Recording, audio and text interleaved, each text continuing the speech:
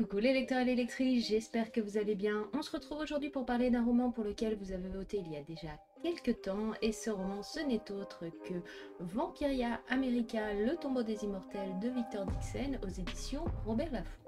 La version que j'ai ici, c'est la version qui se nomme Grand Siècle. Elle est reliée revêtue d'une toile de lin rouge avec des dorures comme vous pouvez voir. Pour la tranche, c'est ainsi.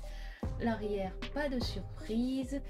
Pour l'intérieur, hop, vous avez ceci, et après, comme d'habitude, vous avez la présentation des différents personnages que l'on va croiser dans l'histoire. Vous retrouvez aussi des cartes, donc la Mania Vampiria de l'Europe, le Code Mortel et les règles immortelles sous le règne de Louis l'Immuable depuis 3 siècles. Une carte bien sûr des États-Unis, mais ainsi que du Necropolis Palace dans lequel toute l'aventure va se dérouler. Une petite chanson des Desperados qui seront donc les héros de notre histoire. Et après voilà, donc le livre est divisé en plusieurs parties qui sont nommées ainsi.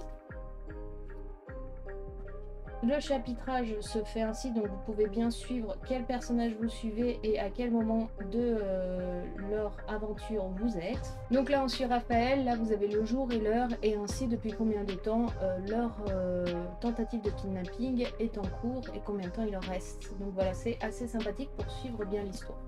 L'édition Grand Siècle est aussi munie d'une petite nouvelle inédite écrite par Victor Dixon lui-même, donc sur un personnage que vous connaissez peut-être si vous avez suivi le premier cycle, qui n'est autre que Alexandre Mortange, et donc qui est une nouvelle en lien avec le bâtiment et les personnages que l'on découvre ici, même si l'histoire s'est passée quelques siècles auparavant. Donc voilà pour la présentation de ce beau livre. L'édition Grand Siècle est vraiment magnifique. Après, il existe en version standard sans aucun problème, parce que là, on est quand même sur 25 € le roman, ce qui est un peu normal dès qu'il y a, comme on dirait, des fioritures, le côté toc-toc, etc.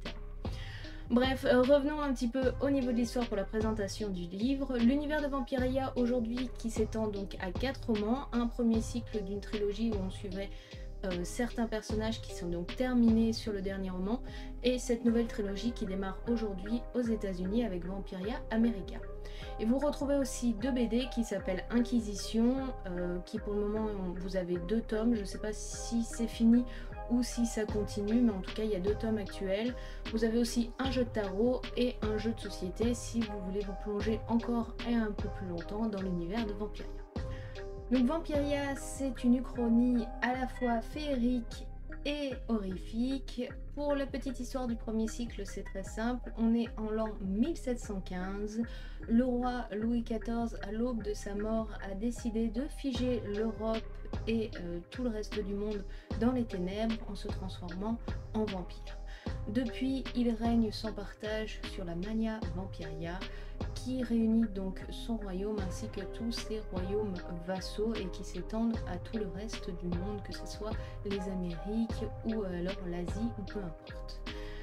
Sous ce règne de terreur, bien sûr, les mortels ne sont que du bétail pour les vampires. Ils ont des règles très strictes à respecter, et s'ils ne respectent pas, et dans ces cas-là, ils sont condamnés à être tués et vidés de leur sang pour nourrir l'aristocratie vampirique. Bref, imaginez la France qui n'a jamais connu la Révolution française. Les mortels et le peuple est toujours sous le joug d'une aristocratie forte, mais cette fois-ci en plus horrifique, puisque ce sont des vampires. Dans le premier cycle, on suivait donc Jeanne, qui était arrachée à sa famille de roturiers et devait se faire passer pour une aristocrate pour se protéger de l'assassin de sa famille.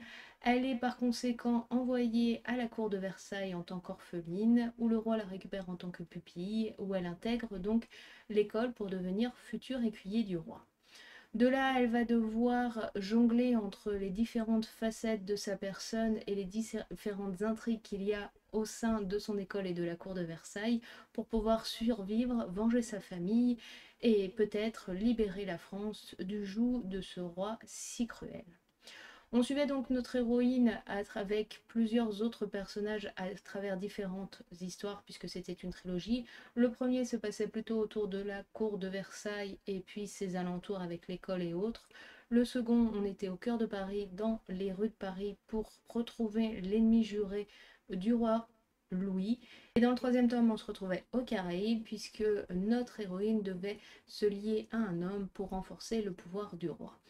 Bien sûr, avec les différentes histoires et aventures qu'on suivait les différents personnages, on se doutait qu'on allait aller petit à petit vers les États-Unis, puisqu'il y a différents protagonistes qui ont besoin de se joindre à ce continent-là pour pouvoir ou sauver les leurs, ou mettre plus d'entrain dans une révolution qui commence petit à petit à germer en Europe et aussi aux États-Unis. Voilà pour un petit peu le petit résumé, c'est très très bref hein, puisque c'est une trilogie. Si vous voulez en savoir plus, je vous invite à voir mes autres vidéos qui présentaient le premier cycle de Vampiria. Et là, je vais vous parler un petit peu plus de ce tome-là. Donc pour ce tome-là, on se retrouve aux États-Unis. Les États-Unis, pareil, n'ont jamais connu la Révolution américaine. Et par conséquent, il existe donc 13 colonies et chaque année, une colonie choisit donc une personne d'une famille noble en général qui est envoyée à la capitale New York et plus précisément au sein du Necropolis Palace pour pouvoir être transmuté en vampire, ce qui donne lieu à un bal fantastique où on met à l'honneur donc les 13 colonies et les suceurs de sang vampires avec les nouveaux transmutés. Sauf que cette année, 6 personnes ont décidé de contrecarrer les plans de l'Académie vampirique puisqu'ils vont prendre en otage nos 13 débutants pour essayer d'obtenir de cette académie-là leur vengeance ou une solution à régler leurs problèmes puisque le monde des ténèbres leur a tout pris. On va suivre donc 6 héros, des personnages qu'on connaît du premier cycle et d'autres qu'on découvre, 6 personnages complètement différents et très intéressants qu'on va développer au fur et à mesure. Et si vous me demandez est-ce qu'il vaut mieux avoir lu la première trilogie pour pouvoir suivre ce roman-là, je vous dirais il peut être lu tout seul, mais vaut mieux avoir lu la première trilogie puisque on croise pas mal de personnages qui ne sont pas développés et donc vous ne comprendrez pas trop pourquoi ils sont là et à ce moment-là. Et qui plus est, les événements de la première trilogie sont quand même très importants pour comprendre tout ce qui est en train de se mettre en place dans ce tome-là. Donc comme d'habitude, je vais vous faire les plus et les moins de ce roman-là. Donc pour ma part, on va commencer par les plus parce qu'il y en a plus que des moins. Et du côté des plus, tout d'abord, j'ai apprécié soit qu'on ait nommé, soit qu'on voyait des personnages du premier cycle. C'est toujours intéressant de faire le lien entre les différents romans et les différentes histoires et les différents personnages. J'avoue que dans ce tome-là, je pensais qu'on allait suivre d'autres personnages, puisque vraiment le dernier tome, donc La Cour des Ouragans, nous accompagnait sur un duo très important et je pensais qu'on allait plutôt être concentré sur eux et au contraire on suit un tout autre personnage du premier cycle et ça c'est super intéressant puisqu'il est là pour une raison très importante, une raison que l'on apprenait au cours de La Cour des Ouragans, donc le tome précédent. On en croise d'autres, mais ils sont là rapidement et on en nomme un principalement, un que j'aimais beaucoup, qu'on voyait très peu et dont j'ai hâte de découvrir un petit peu plus son histoire dans le prochain tome. Autre petite chose, donc on a 6 protagonistes. L'histoire, comme je vous l'ai montré, est bien construite puisqu'on a un chapitrage à chaque fois.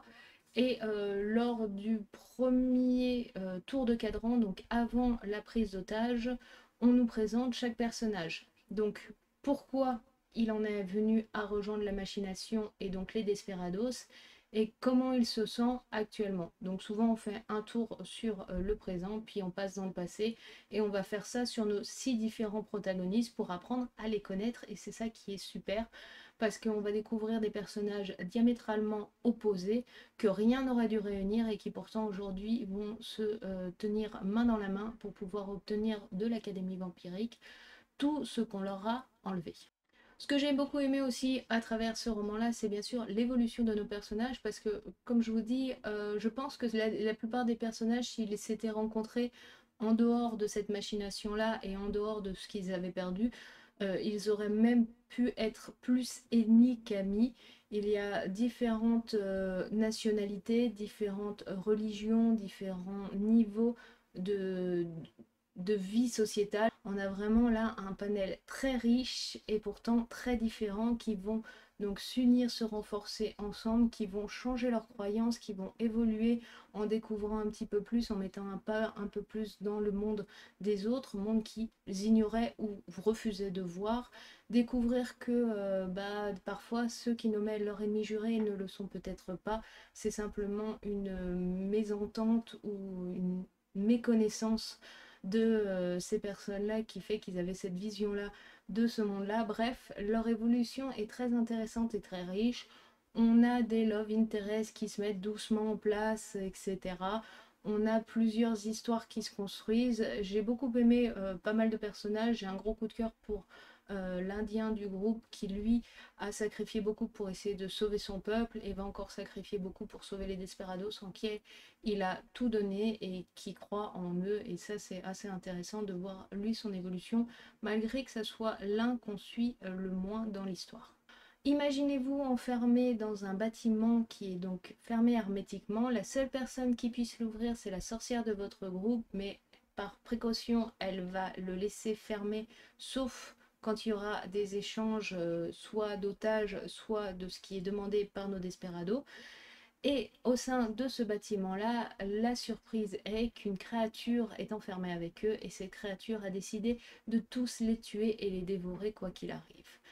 On est dans une ambiance très macabre, lugubre et effroyable, dans le sens où quand vous êtes dans un bâtiment d'une 30aine d'étages qui est destiné avant tout aux vampires, les vampires n'ont pas de règles en soi. Et lorsque nos différents protagonistes, pour rechercher la créature qui veut les tuer, pour se protéger, vont visiter les différentes chambres, ils vont découvrir des choses assez abominables, assez atroces. On est vraiment dans une ambiance très glauque, très sanglante, très horrible. On est enfermé dans un bâtiment où il fait constamment sombre puisque la lumière du jour y est interdite, et on a une créature qui cherche à les tuer et les éviscérer, en plus des débutants qui sont assoiffés de sang et des nonnes qui sont enfermées avec eux, qui étaient là pour les protéger, qui vont tout faire pour essayer de se sauver. Et on va passer vraiment de moments d'espoir pur et de découverte assez heureuse à des moments de doute, de stress et d'angoisse pour leur propre survie et pour la réussite de leur machination. Parce que plus le temps avance et plus les grains de sable dans le rouage de tout ce qui a été construit sont en train de disloquer le mécanisme et font que rien n'arrive comme c'était prévu, et ça complique beaucoup les choses, mais moi j'y ai passé un agréable moment. Voilà donc pour les plus, j'ai beaucoup aimé l'ambiance, j'ai beaucoup aimé l'environnement, j'aime beaucoup nos protagonistes. Les ennemis qui leur ont donné sont aussi géniaux, ils sont bien pensés, ils sont réfléchis, ils n'obéissent pas aveuglément aux ordres, même s'ils doivent rétablir l'équilibre et récupérer les 13 débutants, c'est ça le plus important.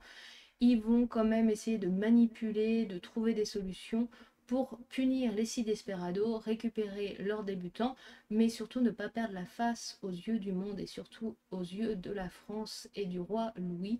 Sinon, ils pourraient perdre beaucoup plus que simplement la gérance des 13 colonies. Donc les ennemis sont bien pensés, sont cruels, vils, tortionnaires, manipulateurs, bref. On a là un doux mélange très intelligent et une belle évolution de tout ce monde-là et de toute l'histoire qui est plutôt sympathique. Pour les points, il fallait bien sûr y arriver. Pour ma part, pour les moins, ce qui m'a le plus gêné, en fait, c'est mon type de lecture. Mais ça, je l'avais déjà eu dans la première trilogie avec Victor Dixon, c'est-à-dire que il nous dépaysait en nous changeant régulièrement d'environnement complètement, avec des histoires et une évolution un petit peu différente des tomes précédents, et je pense que c'est ce qui m'avait gêné dans la première trilogie, c'est ce changement d'environnement si radical à chaque tome. Et là on change complètement d'ambiance, vraiment on n'est plus du tout sur les histoires d'aventure qu'on pouvait vivre avec la première trilogie. Là on est dans un huis clos terrifiant, horrifique. On parle de survie, on parle de réussite, on essaye d'aller vers le maximum de survie de nos héros et des débutants pour pouvoir essayer d'avoir un maximum de réussite dans ce domaine-là. Et ça va pas être gagnant à tous les coups.